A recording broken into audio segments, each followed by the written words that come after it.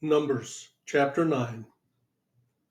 The Lord spoke to Moses in the desert of Sinai in the first month of the second year, after they came out of Egypt. He said, "Have the Israelites celebrate the Passover at the appointed time. Celebrate it at the appointed time at twilight on the 14th day of this month, in accordance with all its rules and regulations." So Moses told the Israelites to celebrate the Passover, and they did so in the desert of Sinai at twilight on the 14th day of the first month. The Israelites did everything just as the Lord commanded Moses. But some of them could not celebrate the Passover on that day because they were ceremonially unclean on account of a dead body. So they came to Moses and Aaron that same day and said to Moses, "We have become unclean because of a dead body.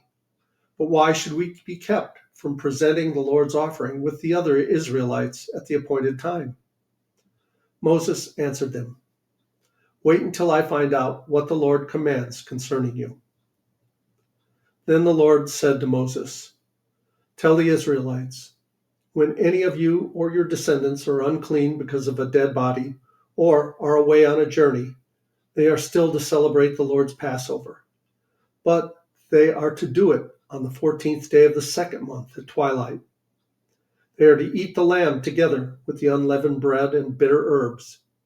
They must not leave any of it till morning or break any of its bones. When they celebrate the Passover, they must follow all the regulations.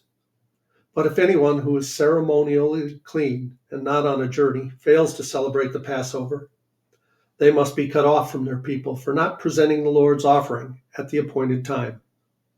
They will bear the consequences of their sin. A foreigner residing among you is also to celebrate the Lord's Passover in accordance with its rules and regulations. You must have the same regulations for both the foreigner and the native born. On the day the tabernacle, the tent of the covenant law, was set up, the cloud covered it. From evening till morning, the cloud above the tabernacle looked like fire. That is how it continued to be. The cloud covered it, and at night it looked like fire. Whenever the cloud lifted from above the tent, the Israelites set out. Whenever the cloud settled, the Israelites encamped. At the Lord's command, the Israelites set out, and at his command, they encamped.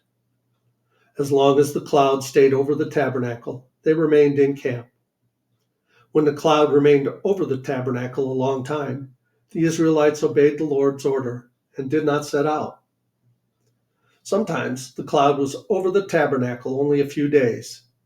At the Lord's command, they would encamp, and then at his command, they would set out. Sometimes the cloud stayed only from evening till morning, and when it lifted in the morning, they set out. Whether by day or by night, whenever the cloud lifted, they set out. Whether the cloud stayed over the tabernacle for 2 days or a month or a year, the Israelites would remain in camp and not set out. But when it lifted, they would set out. At the Lord's command, they encamped, and at the Lord's command, they set out. They obeyed the Lord's order in accordance with his command through Moses.